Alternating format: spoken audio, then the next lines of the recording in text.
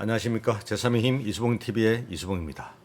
오늘은 최근 유시민 씨가 공개 방송에 나와서 진영 논리가 왜 나쁘죠? 하는 이야기를 했습니다. 제가 그 모습을 보고 너무 깜짝 놀라서 오늘 이 진영 논리 이 문제에 대해서 좀 자세히 말씀드리려고 합니다. 제가 어릴 때 똑똑히 기억나는 일이 하나 있습니다. 아마 제가 이제 그런 말을 할 때였던 것 같은데 제 그 아버님께서 저에게 엄마가 좋아, 아빠가 좋아 이렇게 물어보셨습니다. 좀 슬픈 표정으로 물어보셔서 제가 답변하기가 참 곤란했습니다. 사실 그 어머니를 제가 좋아했는데 그 아버님이 우울한 표정으로 물으시니까 제가 좀 당황했던 그런 기억이 납니다. 답을 하는데 상당히 그 어려움을 겪고 그냥 좀 울먹였던 것으로 기억을 합니다. 그게 어린 시절에 접했던 처음 접했던 진영 논리였습니다. 우리는 항상 어떤 선택을 해야 합니다. 누구 편에 설 것인가? 선택을 잘 해야 인생이 편하다 하는 것을 우리는 잘 알죠. 그래서 어느 편의 진영에 설 것인가 하는 것은 인생을 좌우하는 아주 중요한 문제입니다. 그래서 어느 한 진영을 선택을 하게 되면 그 다음에는 그 진영의 성공을 위해서 아주 노력을 하게 되죠. 자기가 속한 진영의 성공이 곧 자기의 이해관계와도 직결되기 때문입니다.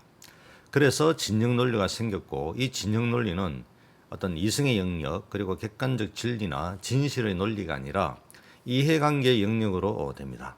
문제는 바로 진영 논리가 진실과 대립될 때 발생을 하게 되죠.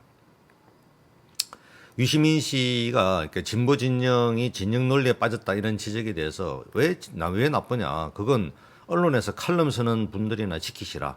주권자들 보고 시민들 보고 진영 논리에 빠지지 말라 하는 말처럼 멍청한 소리가 없다. 이미 대부분의 언론이 특정 진영에 빠져 있지 않냐. 진영 논리에 빠져서 안 된다는 주장 그 자체가 진영 논리다. 뭐 이런 식으로 주장을 했죠. 여러분, 이 말이 과연 맞는 말일까요? 여러분들은 어떻게 생각하십니까? 자, 진영 논리라고 하는 것은 특정 인물, 집단, 사물, 사건에 대한 판단을 내릴 때 그 기준이 그 대상이 어떤 진영에 속해 있는가 하는 것을 다른 것보다 우선시해서 결론을 내리는 그런 논리를 의미하는 것이죠. 문제는 이 진영 논리에 빠지면 인간을 죽이는 일도 정당화가 되고 국가가 망하는 일도 비일비재하다 하는 것입니다. 우리나라의 가장 큰 진영 논리가 있었던 근대사에서 보면 두 가지 사례가 있습니다. 임진왜란 그리고 병자호란대죠. 그 일본을 갔다 온 정사 황윤길 그리고 부사 김성일이 서로 다른 주장을 했다 하는 것은 아마 알고 계시죠. 조선의 당쟁이 동서와 남북, 노론, 소론 이렇게 끊임없이 자기 분열하면서 결국 나중에는 서로를 죽이는 그런 살풍경을 연출했지만 처음부터 극단적으로 치달았던 적은 아니었습니다. 초기의 당정은 학문적 관점의 차이를 바탕으로 뭐 대의와 그리고 그 수신에 대한 어떤 격조 있는 그런 논쟁이었는데 이게 이제 진영 논리에 사로잡히면서 상대를 향한 정오와 분노 이런 게 이제 끌어올랐죠. 임진왜란 직전에 그 통신사로 이렇게 파견됐던 그 황윤길과 김승일의 그 전쟁 발발의 가능성에 대한 그 대립이 결국 진영 논리로 발전을 했고 이것이 결국 어떻게 나라를 황폐화시켰는가 하는 것을 잘 보여주는 신뢰가 되겠습니다. 그런데 여기서 중요한 것은 일본이 쳐들어오는가 아닌가도 중요하지만 그것보다 더 중요한 것은 일본이 군사적으로 많은 경험 속에서 단련된 상황인 만큼 반면 우리나라는 200년 동안 평화롭게 살면서 군사훈련이 전혀 안 된 상태였죠. 그러면 전쟁이 이렇게 시작될 것을 알고 실제 준비를 하는 것이 이제 중요한 것인데 그런 준비를 제대로 안 한 것이 문제죠. 왜 안 했느냐? 진영 논리에 빠져서 실제 해야 할 일을 놓치고 있었던 거죠. 서로 상대방의 문제를 지적하기에 바빴지 실천을 통해서 문제의 대안을 준비하는 이런 노력들은 이제 못한 거죠. 다시 말해서 무슨 말씀이냐면 진영 논리에 빠지게 되면 올바른 이야기를 하는 사람조차도 무기력하게 만든다는 점에서 위험한 것입니다. 1627년 병자호란도 마찬가지 진영 논리가 있었죠. 소위 최명길의 주화파 그리고 김상헌의 주전파였습니다. 명분은 당연히 주전파, 그러니까 김상헌의 주전파가 압도적이지요.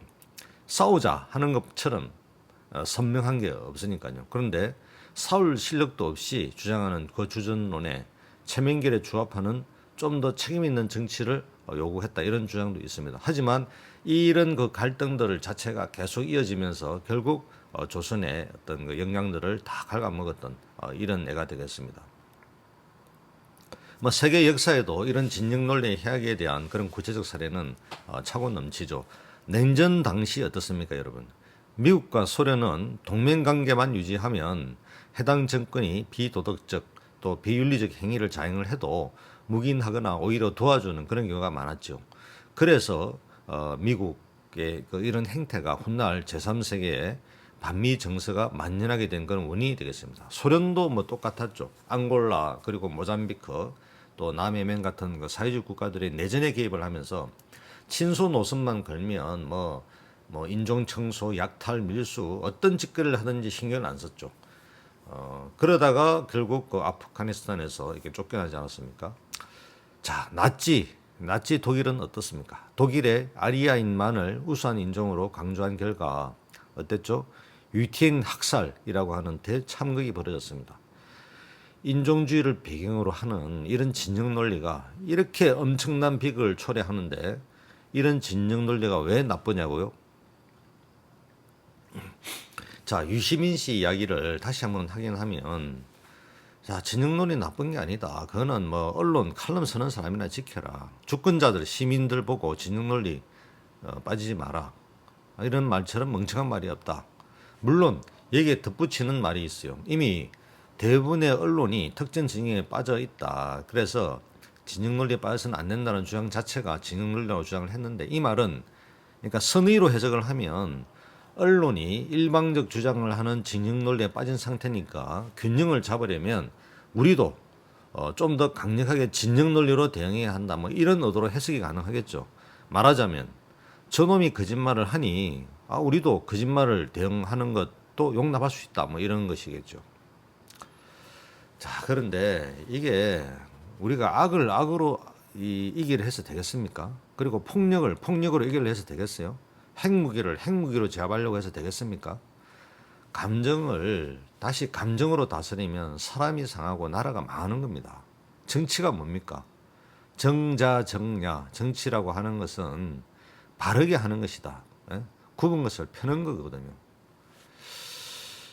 그러니까 이제 제가 여기서 좀 중요한 문제를 한번 제기를 하겠습니다. 그러니까 일반 대중들이 어떤 정치꾼들의 선동에 넘어가서 진영 논리에 빠지는 것은 쉽게 이해를 할 수가 있습니다. 그런데 좀 배웠다는 분들, 나름대로 정의롭게 살아왔다고 하는 진보적 사람들조차 진영 논리에 빠지는 것, 이 도대체 어떤 배경이 있을까요?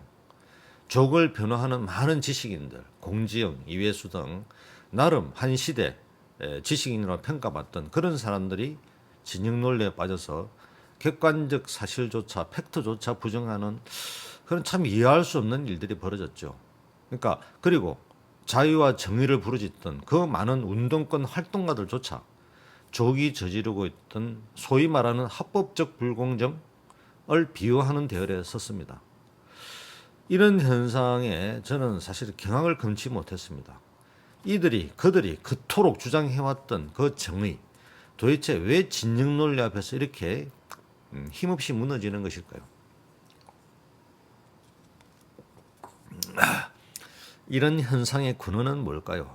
사실 생각을 해보면 조국을 위시한, 물론 저도 마찬가지지만 소위 386 세대가 공유하는 강력한 집단 기억이 있습니다. 바로 광주 학살입니다. 보수 세력들은 바로 그 전두환 학살 집단과 동일시됩니다. 이들 학살자들을 심판하기 위한 진보 세력들의 투쟁은 그 수단이 어떠하든 정당화될 수가 있습니다. 지금 이들은 아직도 80년대 민주화 투쟁에서 형성된 그런 관념에 갇혀 있는 걸까요? 그래서 아직도 이들이 전선을 형성하고 있고 이들을 말하자면 그 보수 학살 세력들을 멸망시키기 위한 그런 정치 투쟁을 하고 있는 중이라고 보입니다. 그래서 조국으로 상징되는 전위가 저지른 다소 납득하지 않는 행위들이 있다고 하더라도 보수 세력들의 어떤 업무에 의해서 지나치게 강조되어서 부풀려지고 있고, 따라서 그 업무로부터 보호해야 한다 하는 그런 진영 논리가 형성되어 버린 것입니다. 그리고 어떻게 보면 그 철학적 뿌리는 막스 레닌주의의 어떤 붕괴와도 관련이 있습니다. 현재 진보 좌파들의 세계관의 뿌리는 아무래도 그 막스 레닌주의와 연관이 깊죠. 그런데 이 막스 레닌주의가 현실에서는 전제주의를 초래했고, 이 전체주의 체제는 결국 자체 모순에 의해서 폭발해 버렸습니다. 많은 진보적 지식인들이 소련의 멸망을 보면서 사상적 전환을 했고, 이른바 절대 진리, 즉 전체를 포괄하는 그런 보편적 진리가 무너지면서 상대주의를 강조하게 되었죠. 그게 바로 신자파 포스트 모더니즘 계열의 어떤 좌파들이었습니다. 이들의 철학적 사조 아래서 전체주의적 진리보다는 말하자면 개개인의 정치적 자유를 강조하는 그런 경향이 이제 좀 띄어왔죠. 말하자면 러시아 혁명은 막스 레닌주의라는 전체주의적 세계관에 의해서 성공했지만 바로 그 세계관에 의해서 또 멸망했죠. 나치나 파시즘 역시 어떤 전체주의적 세계관의 일시적 성공이었고, 그 파멸적 결과에 대한 정오는 그런 세계관에 대한 철저한 부정을 수용하지 않으면 논리적으로 성립되기 어려운 그런 사상적 조류를 형성을 했습니다. 바로 이런 사상적 조류를 이렇게 밀고 가다 보면 과학도 미신이다 하는 그런 새로운 주장도 엄연히 진실처럼 통용되는 그런 거죠. 따라서 어떤 그 논리와 그리고 이승의 객관성을 주장하는 진보 좌파들이 오히려 진영 논리에 쉽게 빠지게 되는 이유는 바로 이런 전체주의적 사상의 붕괴 속에서 형성된 상대주의적 철학이 득세하게 된 때문이기도 하다고 보입니다. 일반 대중이 아닌 배웠다고 하는 진보적 지식인들조차 진영 논리에 쉽게 빠지게 되는 것은 바로 이런 사상적 배경 때문이라고 생각이 됩니다. 자, 지금 우리 한국은 심각한 진영 논리의 폐해에 빠져 있습니다. 전에는 지역 감정이 정치의 문제였죠. 이제는 여기에 진영 논리까지 더해져서 점점 더 심각해지고 있습니다. 그런데 이건 한국뿐 아니라 세계적 현상입니다. 2017년 그 역사의 종말로 유명한 그 후쿠야마는 트럼프 대통령이 집권하면서 제도와 민주주의 규범이 서서히 손상되어 가고 있다, 이렇게 결론을 냈습니다. 그는 자신이 이제 25년 전에는 민주주의가 어떻게 퇴보할 수 있는지에 대한 의식이나 이론을 갖고 있지 않았지만 이제는 분명히 이 민주주의도 퇴보할 수 있다 하는 것을 깨달았다, 이렇게 이야기를 했습니다. 민주당 상원 의원을 지낸 사역자 데니얼 패트릭 모이니헤는 모든 사람이 저마다의 의견을 가질 권리가 있는 것이지 저마다의 사실을 가질 권리가 있는 것은 아니다고 이야기를 했습니다. 이게 미국도 마찬가지라는 겁니다. 그러니까 분열이 극단화되어 가지고 공화당을 지지하는 주와 민주당을 지지하는 주의 그 유권자들은 똑같은 팩트에 대해서도 동의를 하지 않고 있는 겁니다. 자, 한국의 보수 진영 논리에 자유로울까요? 이들은 주사파에 의해서 청와대가 장악되어 있고, 그리고 남한을 적화시키려고 하고 있다. 문재인이 사실은 간첩이더라 하는 주장까지 서슴지 않고 있습니다. 이들 역시 6.25 세대로서 북한 인민군에 학살당한 그런 가족이 있는 사람도 있습니다. 일종의 역사적인 어떤 트라우마 속에서 형성된 진영 논리는 매우 강력하죠. 이들에게 주사파 그리고 공산주의라고 하는 말은 곧 타협할 수 없는 적을 의미합니다. 이들이 하는 모든 일은 그래서 속임수이고 공산화를 위한 위장술에 불과하다. 이것을 입증하는 증거들은 차고 넘친다.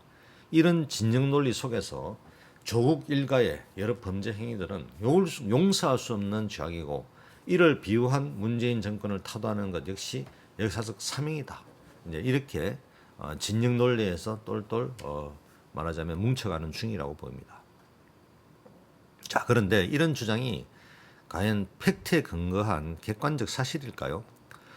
근데 문제는 이런 객관성이 중요한 게 아니라는 것이 있습니다. 진영의 이해관계가 먼저라는 거죠. 따라서 이해관계에 부합이 되면 어떠한 과격한 논리도 다 수용이 됩니다. 이런 과정을 거치게 되면 다시 동족 상잔의 내전이 다시 일어날 수도 있습니다. 이런 걸 바라십니까? 한국 국민 여러분, 그리고 정치하시는 지도자 여러분. 자, 유시민의 진영 논리가 왜 나쁜가라는 조국을 비유하기 위한 이 말이 왜 정말 나쁜 강아지 소리에 불과한 것인지 이제 아시겠습니까?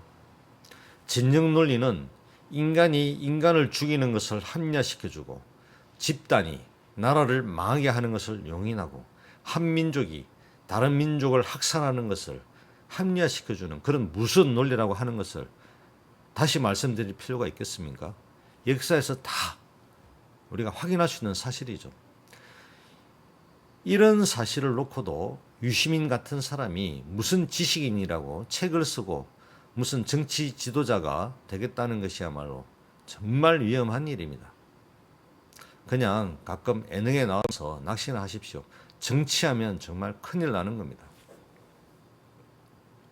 자, 민주당도 자유한국당도 진영 논리에서 헤어나지 못한다면 이번에는 좀 그런 논리에서 좀 벗어난 그런 정치 세력을 만들어서 정치를 좀 하게 했으면 좋겠습니다. 그런 점에서 바른미래당이 빨리 유치원, 유아들 장난 같은 그런 내부 투쟁 그만하고 빨리 통합개혁정당을 만들어서 총선을 잘 준비해야 할 것 같습니다. 그것이 지금 한국 정치에서 제3의 정치 세력들이 힘을 모아야 할, 그리고 반드시 진영 논리를 극복해야 될 그런 사명을 띠고 있다 하는 것을 다시 한번 말씀드리겠습니다. 감사합니다.